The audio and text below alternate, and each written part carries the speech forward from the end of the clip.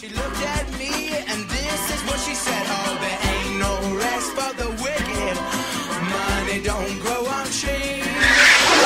Bills to pay, I got mouths to feed. There ain't nothing in this world for free. It's raining down on me, and I can't believe they're gone. All the dreams I used to see. She's come to rescue me. Stay my mind with a make-believe. If it's dark, she still shines. She's my lady, so divine.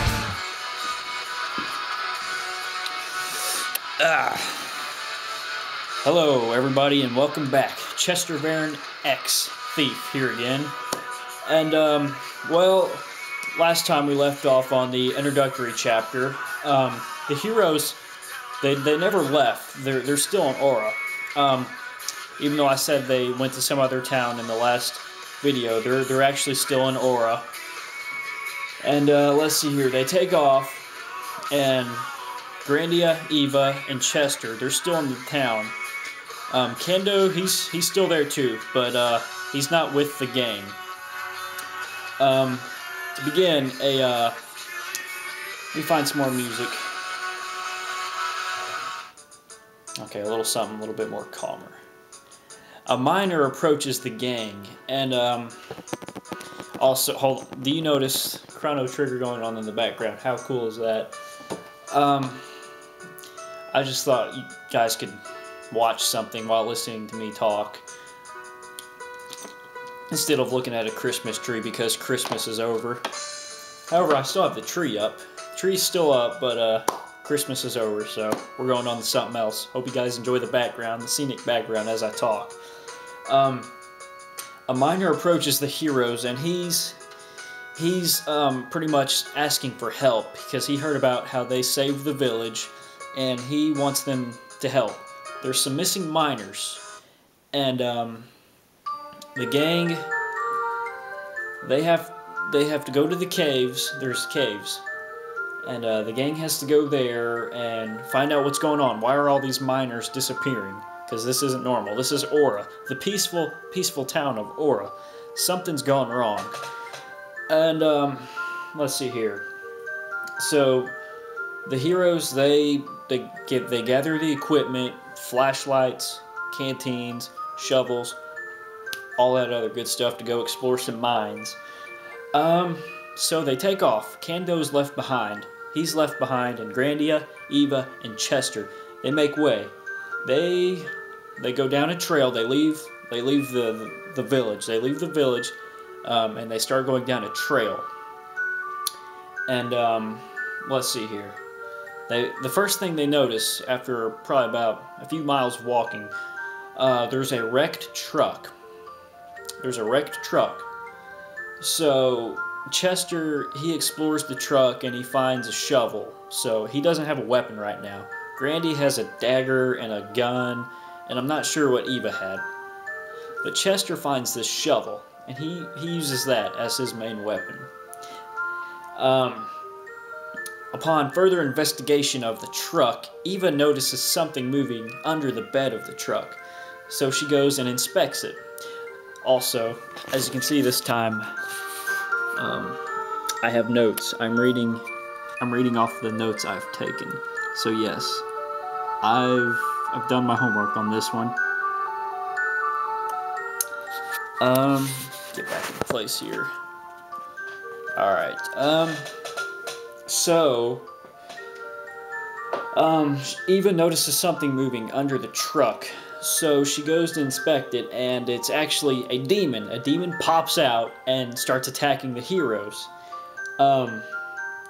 Since Grandia notices Chester with a shovel, he gives him a dagger to use. And with that dagger, Chester stabs the demon in the head. But that doesn't do it. That doesn't do anything. So Grandia pulls out his revolver, shoots the demon in the back, but guess what? That does nothing. So Chester takes a shovel, crushes it over the skull of the demon, and that does nothing either. So Eva, luckily, finds a stick of dynamite, crams it in the demon's mouth, and just hides. because this demon's running everywhere, spitting out acid, and is trying to kill us. So we all hide, and the demon explodes, and this black acid stuff just shoots out everywhere and melts anything it touches. Luckily, we didn't get hit by it. Otherwise, we would have been melted, and the story would have ended there. So after taking care of the demon by the wrecked truck, the heroes, I'll call Grandia, Eva, Chester the heroes, Kando included, but he's not with us at this time, so the heroes. So after taking care of that demon, the heroes, they finally enter the cave, and they get attacked by another demon. Finally, later on, while they're still fighting the demon, more and more demons approach them, and they just surround them, and they have to surrender. Grandia throws up his arms, and he's like, "I'm done. I'm out. You guys caught me." So the demons, they capture the heroes and take them down into the depths of the cave, where they meet like the leader of the bunch, the demons. He's like this large demon, but he's in a human body, a large human body, and this is real funny. So they go down to the bottom, and the big demon boss guy, he's just mumbling words to himself. He's like, "Need more alkaline metals, strontium, beryllium, and radium." He's just speaking, I don't know what kind of words. He wants metals. So the heroes get captured, and let me go down here. The heroes get captured. In the meantime, Kando, since he didn't join us, he's on another mission. He's still in Aura, but he gets a hold of a contact in the Lambton government, so he's assigned to watch a building for 8 straight hours, some building in Aura. In the meantime, after waiting for so long, a bunch of raiders arrive. Along with the raiders, Chuck, the little magical lizard guy, the little crazy annoying lizard who's just spontaneous. I don't know how to describe him. He's just really crazy. This little magical lizard who can speak the human language, he just pops out besides Kando. And he just gives away his location, and the raiders, they notice Kando, they start firing on him, and this is where Kando starts to whoop some major ass. He goes down, uses his katana, Desert Eagle, just destroys all of the raiders with ease. Even though Chuck distracted him, he was still able to kill all of the raiders. After doing this, Chuck, being the little magical lizard guy he is, he creates a portal and just like sucks away all the dead bodies and sends them off somewhere else. Use your imagination. So anyways, back to the caves. Shut off that annoying music, dear God. Alright, back to this music. That was Chuck's theme song, by the way. That annoying music, yeah, it's haunted me for years. Ask Gambit. That dreading melody, don't even get me started. So the heroes are taken back down to the cave where they meet the boss guy. He's wanting a whole bunch of metals for his experiments, his human experiments, where he injects liquid metals into humans to create new superhumans. For fighting purposes, I guess. I'm not really sure what was exactly planned for all that, but moving on.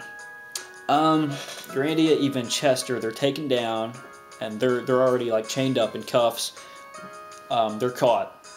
The leader, he's all, "You're admiring my experiments, aren't you, darling?" He's talking to Eva. "Ha ha ha. Yes, they're the men.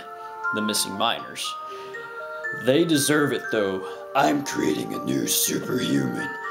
Once I find the right concoction of metal, I'll inject it within them, and they'll have the strength no one else can match." Oh, That was terrible. So he's just going on. He's like this big demon guy who's got asthma or something. He's mucus covered his lungs. He's just this big guy who smoked a lot in the past. I don't know what he smoked, but he smoked something in the past. Let's see here. So they take Eva, and they're gonna try to inject her with this liquid metal stuff, but Grandia doesn't want this to happen. Grandia wants to protect Eva because he's got a thing going on for her. So he volunteers to be injected with the liquid metal stuff first. So the big boss guy, oh, get ready for my voice again, he's all like, "Tie them down and prepare him for the surgery. We'll inject chromium and praseodymium at this time." Some metals. I didn't even know what they were until I looked them up. I didn't even know how to pronounce them. Okay, anyways, Eva and Chester, they're taken somewhere else. Eva gets thrown into a cell, and Chester gets thrown into a giant cauldron. Giant cauldron. He can't climb out. There's no way to escape. Going down the notes. Okay, this is interesting. Even though his character wasn't with us, he still makes an NPC called Bob the Demon. Bob has a brother named Robert, and they're both demons in this cave. Bob the Demon actually helps Chester escape the cauldron before boiling hot metal liquid stuff just pours on him. Okay, Bob, here's what Kando posted. Bob the Demon was running the controls for the molten metal cauldron line. He was watching the going-ons in the room when he suffered a heart attack and died. As he fell, he shut off the cauldrons pouring the molten